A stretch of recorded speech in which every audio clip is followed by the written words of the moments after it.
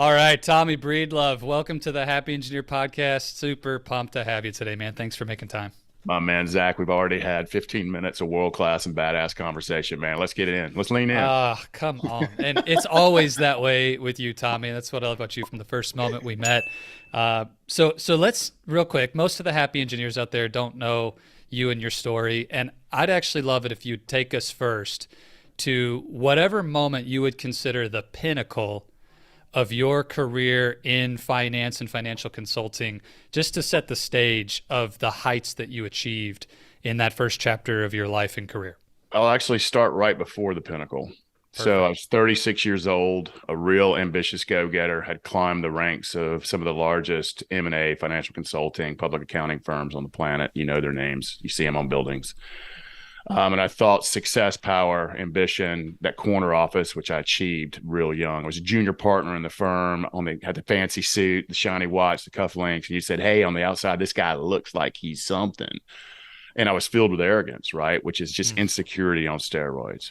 But really inside, I felt alone. I felt worried. I was chasing a ghost of more. I was like swimming to a horizon, man. I'd never get there. And I came from very, very humble beginnings. And so when the money, the power, the status, the respect, and I had all those things, they didn't light me up. They didn't make me happy because I thought, hey, if I just achieved a lot, I would be a happy go get it. Like, no, and I'm a money is important fan. So let's not think I'm money, but it did not make me happy at the Yeah. time. So I turned to all the darkness, man. I was literally living that Wolf of Wall Street lifestyle, just looking for something to Okay. fill that void inside of me, just anything to make me feel okay, safe. On the outside, I was arrogant and looked good, but on the inside, I was crumbling. Is that something that you can only say looking back, or did you actually in the moment really feel that tension between that arrogance and outward ego and the success and power, but you did recognize the emptiness? Like when you were there at age, you said 36, 37, like what did you have awareness of then? I was totally unaware of that Okay. because that let me fit in. That was my tribe. That was the people I was running with. I was surrounding myself with the same type of people because I thought that's what life was. You know, it Sure. was just a relentless pursuit of more. And brother, I didn't know. But what I did know Okay. inside, and I would never have admitted, is I felt alone. That's what I really knew. And I could be in a room with 1,000 people or out with the buddies hanging and throwing down, and I felt alone. I felt like I was the only one who felt alone too, like I was living a charade. That I did know. Okay. And brother, the lifestyle in me, I ended up in a ditch in downtown Atlanta, looking at the sky. Didn't know where my car was, half dressed, probably in a suit. I can't remember. It's been so long.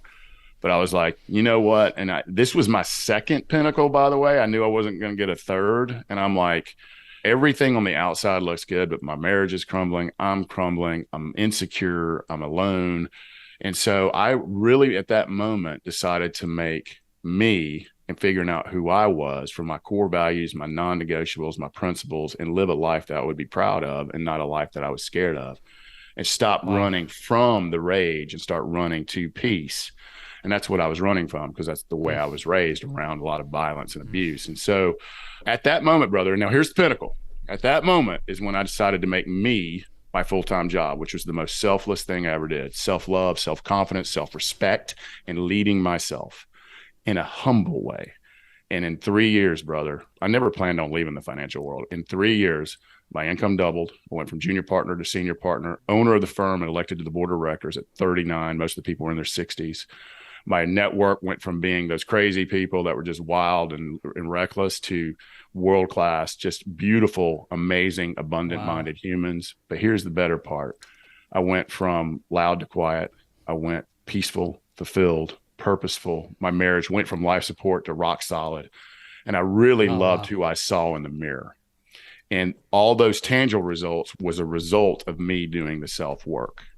And that's when all of my network, private equity, entrepreneurs, corporate executives, bankers, you name it, started reaching out to me. You know, I was a senior partner of a major Sure. firm. Right.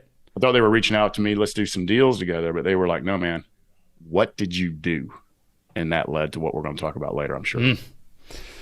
Okay, there's two things that I got to get deeper on. Yeah, One is brother. we kind of glossed over the half dressed in a ditch, and that's not a trivial moment in No, your life. And I no, know it it's wasn't. not necessarily fun to go back there, but like do you have any understanding about how you ended up in that place? Like what was going on? Or I mean, Yeah, it just was just truly you woke up and here you are. Like, 3 days of pure partying, man, with the wrong people, trying to fill that void inside of trying to feel powerful, trying not to feel alone. And, the deeper you go down into that abyss, the yeah, worse you feel about yourself unconsciously. And now I went from ignorance to awareness pretty quick. I'm like, okay, sure. we need to figure this out. But I remember looking at that blue sky, and it was a true moment of gratitude. Like, I'm alive and I'm going to make the best of what was going to be my second chance. I already had Wow. one big chance. This was going to be my second big chance. Wow. Carpe diem, right? The energy of that shift. I mean, is that something that was visceral, like real to you, like right there on your back, you're looking at the sky and you felt that the weight of that decision just boom, right there Well, in that moment? I felt the way, honestly, I was probably more scared of losing everything. Okay. When I say everything, I mean everything. I had a woman that loved me when I couldn't love myself. I was just chasing that ghost of more and win, power, power, power, status, status, status, money, money, money. And it's like swimming to a horizon. You'll never get there. And so for me, it was kind of cool. This is kind of behind the scenes. My wife and I clearly were not doing good at that time. So we were going through marriage counseling.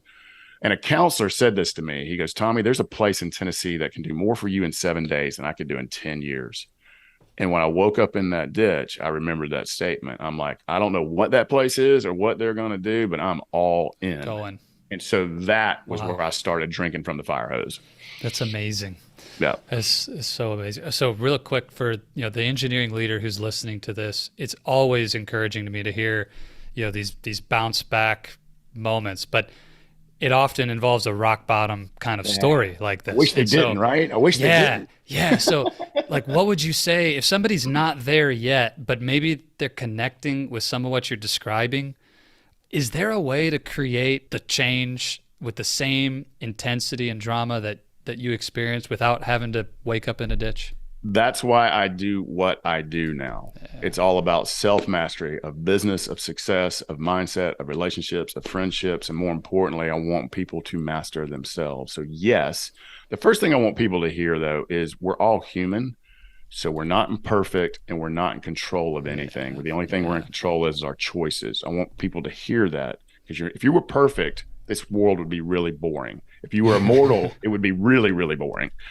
And so we're not perfect. We're not immortal. And whatever your audience, like we all struggle in and out of our relationships. It could be a family relationship, a friend relationship, it could be a relationship with our significant other, could be a relationship with ourselves. What I want people to hear, no matter what it is in their business or life that they're going through, is that they're not alone. Especially men. Men, we crave status, respect, and admiration, and we fear embarrassment. So we don't like to show weakness and we don't like to ask for help. Women are a little bit better at it, but ambitious driven women struggle from the same thing. Can't show weakness or I'll never let them see you sweat. And so what I want people to hear, whatever the hell they're going through, is they're not alone. Millions are going through it. And show up with authenticity, show up with transparency, and ask a coach, a mentor, a friend, a therapist, ask for help. Because if you're going through it, millions are going through it, and there's people who will stand shoulder to shoulder with you and help you be better in whatever phase of the life you're lacking right now. So that's what I want people to hear, is because we think we're alone in our thoughts. We think we're alone in our insecurities, and we think we're alone in our demons and what we've got going on in life. And the truth is we're not. And it takes more courage to say, I don't got it figured out and I need help than not. Amen. Well, this is the oasis of courage here, man. So you're in a good spot for that. Tell me really quick too, I want to dig into the actual work, but you said something that really triggered for me. And I think it's a mindset that's broken in the way people think about improving themselves. You said that decision to make yourself your job was the most selfless decision you'd made. And most people would say the opposite, like, well, you're going to put yourself first. That's the most selfish thing you can do. So can you explain that? Yeah, we must participate in our own rescues. We can't lead others if we can't lead ourselves. And the number one failure in leadership is self-awareness. Knowing thyself, going from ignorance to awareness to transformation to mastery, ignorance to awareness to transformation to mastery. Not just a master of being a badass engineer, which probably everybody listening to this is, but also being world class in your relationships, also being world class in your self esteem and self confidence. So if you lead, love, and respect yourself first, I want you to hear that. Lead, love, and respect yourself first fully. When you look in the mirror, you see an ally and not an enemy. When you're there, that's when you can go lead, love, and respect others better. So it's the most selfless thing you can do. And by the way, we're taught to put ourselves last. And that's selfish because we're not able to fully participate and experience life, love, and success when we put ourselves last. It's like the old analogy on the airplane. You got to put the mask on yourself first before you help others. Same thing goes for life. We must participate. And I want people to look in the mirror.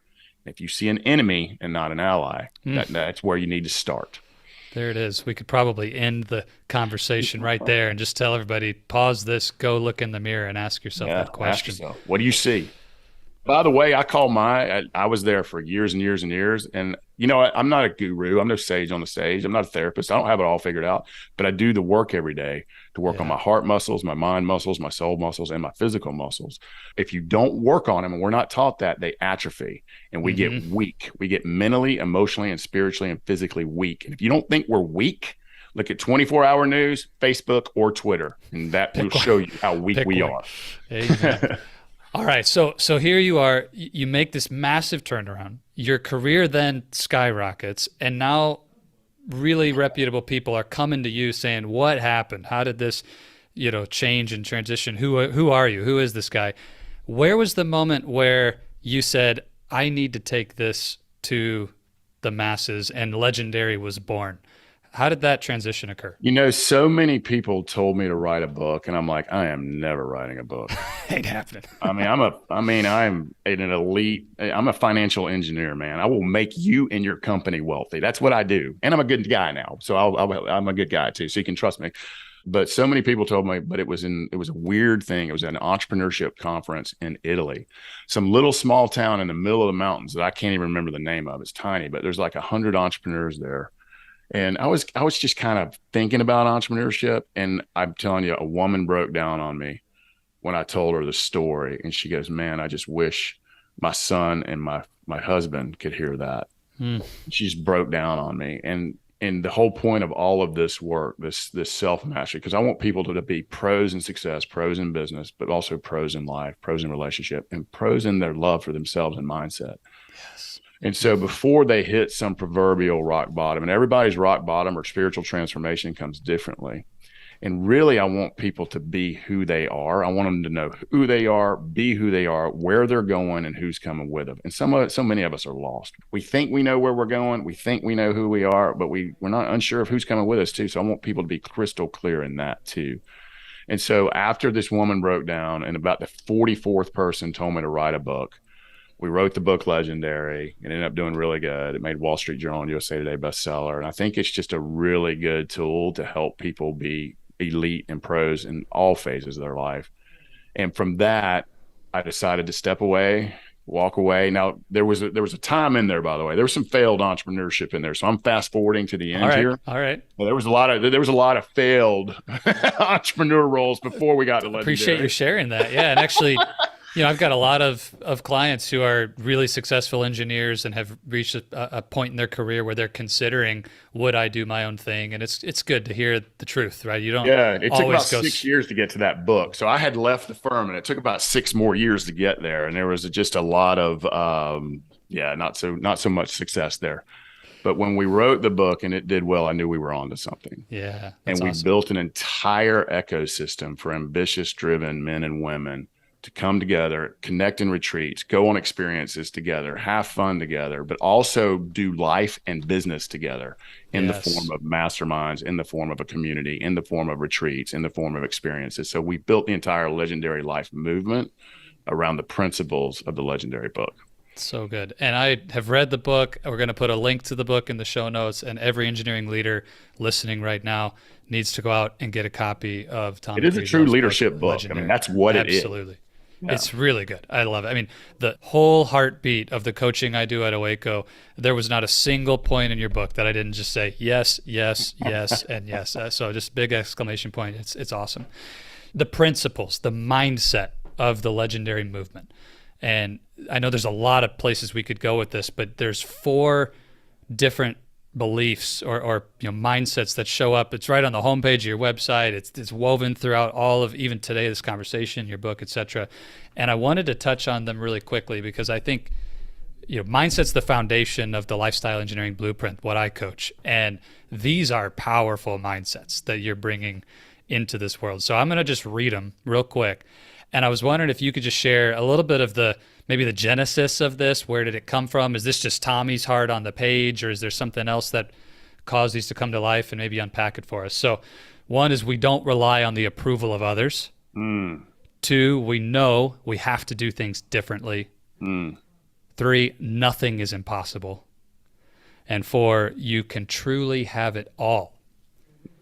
Which is a really controversial statement in a lot of places, especially engineers. We talk about trade-offs all the time. And so which one do you want to start with, brother? Which one do you want to start with? They're so juicy. I mean, we don't have enough time to go into all of it, but I want to hit number one because I think the fear of rejection and this sort of social construct that we're in is one of the places engineers and introverts, painting with a broad brush, struggle with a lot. So we don't rely on the approval of others. Tell us about that. I think humanity struggles with that, including this guy here, including the guy talking. Because, if we weren't accepted by the tribe 300 years ago, it means we were going to die. And we want love. We want approval, especially we want admiration. We want to be respected. We want to be seen, heard, loved, and valued. But what's better is, what if we don't let people who don't matter? If you really look at your life, there's probably less than 10 people who truly matter. Their opinions truly matter. You want your clients to respect you. And my niceness is earned, by the way. I am a kind human, but you got to earn my niceness. I will be kind and loving to you, but that doesn't mean I'm necessarily going to be nice. You got to earn that. And so for me, when you look in the mirror with full self-confidence and you know exactly who you are and where you're going, you won't really care that half the world doesn't want to come with you. They don't believe what you don't believe. They're not going where you're going. And that's okay. You're not doing anything if everybody likes you. But we've got to stop letting people who don't matter and letting them rent space in our head for free and take up space. And you know what? I say every day, this person is not going to ruin my day. I am not going to let this person matter because they don't matter. It's not that I don't love them. And you got to remember, 99.9% of us are unaware. It's not that we're bad people. And how can we not be unaware? We're inundated with poison almost all of our waking lives. 24-hour news, social media, most of the crap we watch on TV, all of that's poison. It's going into our eyes and ears. We're angry, we're worried, we're scared, we're insecure, we're fearful. And if you're tired of that, turn it off, lean into yourself. And when you can stand in full self-confidence, knowing who you are, where you're going, and who's coming with you, you will not let people who don't matter. It's important. And saying no and setting boundaries it makes you feel good, man. Yes, no is a full sentence and it's worth 1,000 yeses. I love that. No is a full sentence. I'm putting that on my whiteboard today. So I'm guilty of this. As much as I know it and coach it and work with my clients on it, just yesterday, Tommy, some troll shows up in my Facebook comments and shut up, you moron. And it means you're doing something. That means you hit him in the heart, brother. I know. But I still am like, I want to do something about this, and it's occupying real estate and headspace that it doesn't deserve. Don't give them air. Pain loves pain, and that's what they want, the reaction. Yeah. I have a friend of mine who's a very, very, very successful radio guy. He's syndicated all over the country. And someone left their show and has just been mercifully bullying him and trying to get him canceled for the past 2 months. And he has given them no air. And guess what? It's going away. I love it. So let's hit number 4 really quick. You can truly have it all. What do you mean by that? I would ask everyone listening, what does success look like for you? And for me, it's a feeling of complete freedom and living up to my core values and potential every single day. Oof, and that. You got to define what success means for you. And I want everyone to earn as much money as their heart desires, because if you're a good human, you're going to do impactful things with all that money. And by the way, if someone says money is not important, run from them. They're broke. That's what T. Harv Eker says. And so success is money, because that does equal experiences, that does equal impact, and you can do great things with that money. Success is also a feeling of freedom, acting on who you are every day, not giving in to the pain, being in ownership of your time, Are you in control of your time, or is your time in control of you? That's freedom. So you can truly have it all in life. And by a certain point, it gets diminishing returns. What we all want is our life to be simple enough for us to experience all the things that we want to see. And once you get to a certain point of success or a certain point financially, it gets really, really complex. So let's be careful what we wish for. And trust me, it takes one to know one. Take that. Yeah. On the pursuit of simplicity, we can make things very complex. And I'm a firm believer. I came from nothing, man. I mean, nothing, and was tortured as a young man, both on the street and at home, committed a crime, was looking at 7 years in prison, and literally went from a jail cell to Deloitte in 3 years. And then but I never dealt with those internal demons, right? That anger, that rage, that insecurity, that fear. And that's what hit me at 36. And then when I just started really working on me, and I'm talking being a master of, be proactive and not reactive, be a master of my heart muscles, my mind muscles, my soul muscles, my whole goal and outlook on life changed, and what I want to change. I want to be in charge of my time. I want to work with people I want to work with. I want to hang out with my dogs and people that I love. And to me, that's success. And I want to go do shit that I want to go do. Forgive my French there. But I am in love with the work. Yeah. I love watching people open and expand. And so I'm living and working in my purpose right now. To me, that's having it all. I love that. I love that so much. And I think a lot of the systems that we're raised in don't bring that heartbeat to life at all. I think about in the world of engineering, and I like how you said, I want to be a professional with my relationships and my health and my mental state and my soul and my spirit. And in leadership. And as a leader, yeah, and as an engineer. We want all of these pieces. But I think about, we spent 4 years at least to get our entry ticket to the field of engineering. And then many of the happy engineers listening to this have advanced degrees or PhDs. And think about how many thousands of hours we've spent to become a professional in that field, and how much time and energy and focus, and we just don't do it when it comes to this aspect of working on ourselves. And I don't know where I got the assumption as a young man that would just happen automatically. And I mean, those listening who know my story, I wasn't in a ditch, but I had my own rock bottom moment. So Tommy, the work you're doing with this community, this movement, I want to hone in on the retreats, and you've said it a lot of times in this interview, right? Like, together as a community, we're doing life together, we're doing business together, we're doing success together. We have, especially since COVID, seen a major swing towards everything being interaction in the digital world. Here you and I are even on Zoom right now, and love that the technology enables it. But you've been really intentional to focus on face-to-face, shoulder-to-shoulder, occupying the same physical space retreats, and invested big time and continuing to invest. We were talking beforehand about how you're renovating and upgrading all your facilities right now, and just doubling down on, let's do this for real together. I'm curious why you're so convicted about that being the way, instead of doing what a lot of people are doing with, now we'll just do it all on Zoom, less overhead, less expense. And why? What's the reason? We want to be the community that you choose. We can't choose our families. We can choose our friends, but we want to be the community that you choose to do life and business with. And something magical happens. We can watch every concert in the world on TV. You can see every piece of art on TV. You can travel the world on your computer, but you can't smell it. You can't taste it. You can't feel it. You can't touch it. And one of the things that made the pandemic is we lost connection with each other. We are tribal creatures, and we need to connect, and we crave authentic connection because there's so much fakeness out in the world.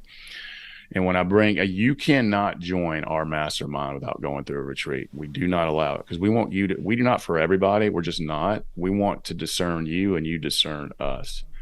And when we bring people together in the North Georgia mountains in a beautiful, beautiful facility, and they are there to seek clarity on who they are, where they're going, who's coming with them, and to take mastery of their leadership of self. Our whole retreat is about clarity and self-mastery, clarity and self-mastery.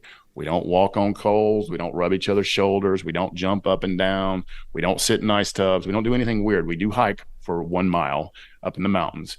It is literally 4 days of just leaning in and getting crystal clear on all phases of your business, success, life, relationships, and most importantly, yourself. And it's all about you tuning into you and you leaving a whole hell of a lot better than you arrived. And then hopefully you will want to do business and life with us in our experiences, our fun experiences all around, but also twice a month in the mastermind. That's what we hope, that we are the family you choose to do business and life with. And we're pretty ambitious driven. We're more for the entrepreneurs and executives. You don't have to be successful. You just got to want to be. Yeah. But I don't want you to be elite engineers. I want you to be elite engineers, which you probably already are, and elite everywhere else. Yeah. Especially when you look in the mirror. And by the way, I forgot to say this earlier. I called my alternative ego Ike. My wife named him. She sometimes say, "Hey, Tommy, is that Ike talking or is that you talking?" So literally, this is going to sound so yeah, she'll call me out, man. So will my team. And so it's funny, every now and then when I look in the mirror, I'm like, I fire Ike and I rehire Tommy. But I want people to stand with their head up and their shoulder back and literally work on that heart and mind muscle every day so that they can be as strong and lead themselves first so they can lead others. That's what we're hoping with our work. You and I, in the world of coaching, the alter ego concept is extremely clear, but why don't we unpack that real quick for the engineer listening in case they're not sure what you mean by that. So who is Ike? What does that represent? And if they want to take action on naming that alter ego, like what are they looking for and how might they go about doing that? So I've got an engineering client that named his Herb, which is his name backwards, which is kind of cool. But it's that voice in our head and we all have it. If you don't have it, you're just unaware. And it's the one that says we're not enough. We're not something smart enough, rich enough, fast enough. We're not successful enough, cool enough, whatever it is. And we're taught that. It's the shame bug. And it looks like insecurity. It looks like worry. And most importantly, it looks like fear. Yeah. And it has one job to slowly tear you apart. That's what that job is for that particular alter ego. But the flip side of fear and insecurity and arrogance and anger and judgment is love.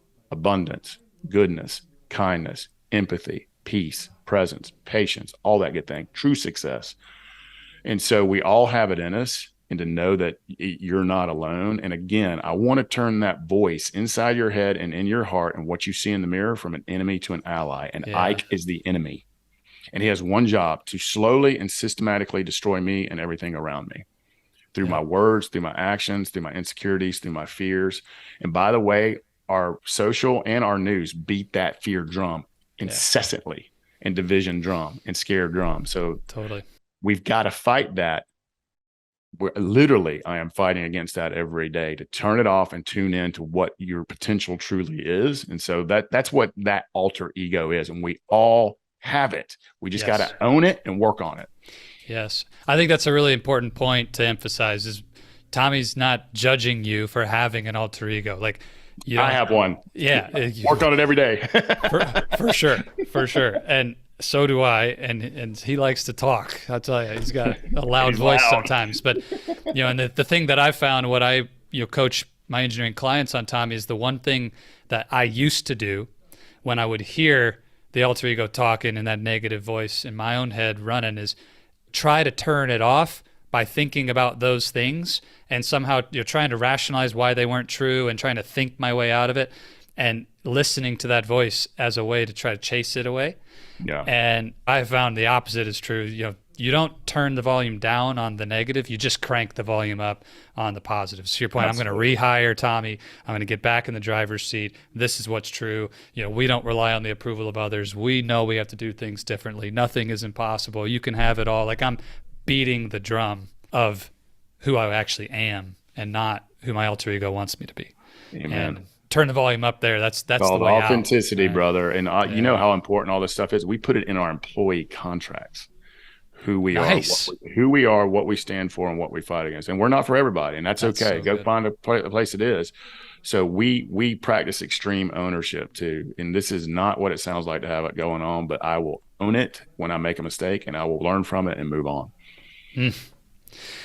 So you mentioned you have engineering clients, and it's not uncommon when we introduce ourselves as engineers that the world has a picture, a stereotype. We're a special breed in some people's eyes. And I'm curious for you, having done this work with people from all walks, would you say there's anything about that deep analytical engineering mindset that stands out for you as a theme of where we might get stuck or trapped in this work that's unique, or is it kind of the same for everybody? What's been your experience Well, with that? nothing's the same for everybody. There's introverts and extroverts. I find that a lot of my engineers, whatever engineering there's so many different fields of engineering, tend to be more introverted, and they tend to be very, very, very intelligent.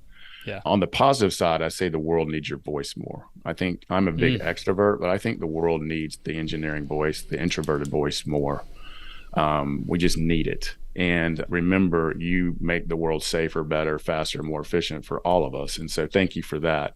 What I would say is there's a lot of skepticism. It's yeah. black or white. I'm smarter than you are. And then when we see things in black and white, life is not black and white. What you do sometimes is very black and white. Right. It is, but the world is gray. I mean, you can't put black and white on emotions and fear and anger and love. And so there's a lot of skepticism for any kind of self mastery, personal development, self leadership work. There's a lot of skeptics, and rightfully so. There's a lot of charlatans out there too. But when they Yeah. put that, I guess, ego or mask or armor down, and they actually lean in and want to look in the mirror and want to be better in all phases of their life and be better leaders, the magic that can happen from an introverted, very intelligent engineer in the lives that you could touch and impact. I mean, that's totally a choice. The only power we have in this world is choice. And you can choose to be skeptic, or you can choose to be open-minded. You can be curious or critical. It's totally up to you. But I'm just telling you, when you come in with curiosity and not criticism, and we come in with open-mindedness and not certainty, a whole lot of magic can happen in your Yeah. life and in your love. That skeptical starting point, to your comment, I totally agree. You know, engineers, if we're painting with the broad brush, lead with that in many areas of our life, partly because we So do get paid. CPAs. Yeah, that's true. You know, we get paid good money Professional skepticism, to right? be, yeah, exactly, to be skeptical and to ask how can it fail and how can it break, and to prevent people from dying from products not doing what they ought to do. But it can be a huge barrier to our personal growth. And I just had a client yesterday tell me about a situation. You know, they invested 5 figures into a coaching program, and it was a complete charlatan. I mean, they got no value from it. They had a terrible experience. And it took a long time and a huge amount of courage for them to step back into another opportunity and to work with me. And just it's been a completely different experience, thankfully. But do you have any, call it guidance, for how can someone get past this idea of like Curious the first, black and critical white? second. Yeah, and like how do we open ourselves in the right way without getting tricked? And like, especially in the world of personal development, if they've never done a retreat like yours, they haven't been a part of something like Legendary, and they're interested, but it's like, how can I tell what's real, what's authentic, what's going to help me versus not? You know, the easy answer is just work with Tommy. You don't have to worry about it. But for somebody who's in We're that not place, for everybody, for sure. that's true. That's true. But I mean, maybe the question's unclear. You know what I'm saying? Like, how do I actually get past that skepticism and know where to lean in first? 100% of my angel investments have failed. When I was talking about that 4 or 5 years, I went into the angel investing world and board of directors world. And Okay. but I look at every single one of those as a learning. And I would say that $50,000 mistake or $10,000 mistake or $8,000 mistake or $100,000, whatever it was, is a real learning. If you look at it as an opportunity and learning, and here's how I do it is I go in curious first. I have to trust the person's experience. And so it's not about, do they have been to they go to Princeton or have some coaching? I mean, there's no certificate for coaching and mentoring. It's about life. And does this person live the life that I want? Are the words that they're saying resonate in my heart and soul? Have I built trust with them? Are they being authentic? And there's a lot of people out there that sit on their planes and scream at you and shame you. And I'm like, all I want to do is say, shut you know what I'm saying? I just literally want to find this person. Yeah. But it's got to be a trust. Do they have the life experience? Do they have the true business world experience? Do they have experience in leadership? What have they done? Who have they done it with? And there's no degree that can teach you life, success, or mentorship. You got to go out there and learn and fail and be open to it. So first of all, I would look at everything that we've done or made a mistake on as a learning and an opportunity, not really a mistake. And you'll learn not to do that again. So how much would you pay not to do that again, right? Yeah, And so it's good. And so to me, it's about trust and experience. Trust and experience. Have they been there and done that? And are they walking the walk? And if it feels off, it is off. And there's something called NLP. They're using NLP on you to sell you. Watch your advertising, look at social media. You can look it up. Engineers would probably enjoy looking that up. Yep. But if it feels wrong, it is wrong. Trust your gut. If it's not a hell yes, it's a no. That's beautiful. Yeah. And by the way, I work with 2 coaches right now, and I'm in 3 masterminds. So I walk the walk too, brother. Yeah, well, same. I walk the walk too, brother. I'd remind my clients all the time, you think you invested a lot to do my program. I spend 10 times what you just spent every year or more on my own personal development. And yeah, we have a 6-digit budget for us. And let me tell you what we do. And note to you engineers, I'm gonna give you behind the scenes real quick. I'll do this real fast. Please. Yeah. Let me tell you, there's not a recruitment war out there. If you have a recruitment problem, remember, hiring is reactive, recruiting is proactive. If you really want elite talent, here's what you got to do. A players like being around other A players. Other A players look for opportunity, they look for challenge, and they look for personal growth. They want you to care about them as humans. And so for every single person that works with us, and we're a small team, we're only 10 of us, but all 10 of them, we invest in their personal growth. We invest in coaches for them. We invest in masterminds for them. And by the way, we've got one getting married. So we just married in marriage counseling for them just to get proactive on the front end. So if you really want to be world-class and elite and you're recruiting it, start investing in your people and what they truly care about, and start investing them as humans and making them better humans, and they will be loyal to you for life. I'm getting off my soapbox. I'm just going to exclamation point, like 100%. All right, Tommy, if somebody out there, they're curious, they want to run that test and see if the legendary movement is for them, can you tell us where's the best place for them to go? How can they get hooked up with this amazing work you're doing? Yeah, just email me at tommy@tommybreedlove.com. Me or 3 other people on my team check that email nonstop. Email me directly at tommy@tommybreedlove.com, and we'll get back to you. There's a lot of dip your toe options, but if you want to go right in and lean in to a self-mastery and clarity retreat, we'd love to have you. I know I beat up social media a lot, but you can always follow us on social media as well.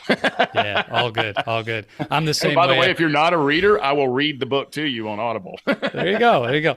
So listen, I can only say amazing things about Tommy and the legendary team. So I highly encourage every engineer out there to send him an email, reach out, connect. And I'll just push you, don't dip your toe in the water. Get out of your comfort zone, jump into the deep end. And to Tommy's point, the worst thing that happens is you learn something. It's not even going to be a mistake. So that said, Tommy, let's land the plane here, man. I want to hear from you. I believe great engineering, great coaching, the work that you do, it all has in common that questions lead, answers follow. And everybody's seeking great answers in their life, but we want to make sure we're asking great questions. If the engineering leader who's been tuned in with us today wants that legendary life, they want success, they want the balance, they want to have it all, what's the best question you would lead them with today? What are you running from and what are you running to? When you know that, you will be crystal clear on where you need to go. What are you running from and what are you running to? That's all I need to say. It's perfect. Period.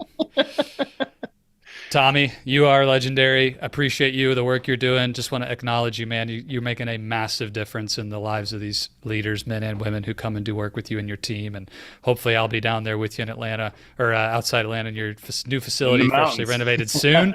And yeah, the Georgia mountains, such a beautiful location. And thank you again for your generosity today, man. So grateful, brother. Y'all have a great one. I had to say y'all. I threw in a Georgia there. We've got to throw in one y'all for you. All right. Cheers, man. See you, brother. Hello, my friend. Zach White here again. And I wanted to let you know that's all we've got for this episode of the Happy Engineer podcast. Thank you so much for investing your time with me today.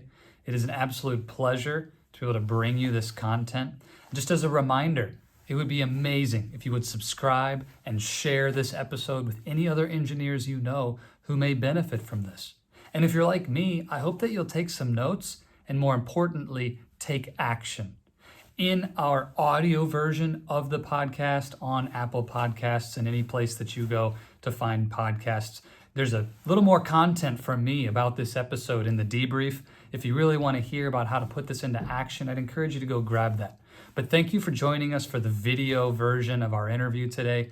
And again, can't thank you enough for helping us to get the word out about the Happy Engineer podcast and what we're doing. If there's any way we can serve you, would love to do that. Go find us at oasisofcourage.com or reach out to me on social media at Oasis of Courage. And don't forget again to subscribe and click the bell to have notifications of upcoming releases of new episodes of the podcast. As always, I want to leave you with this. If you stay in your comfort zone, you're not going to grow. So let's crush comfort, create courage, and let's do this.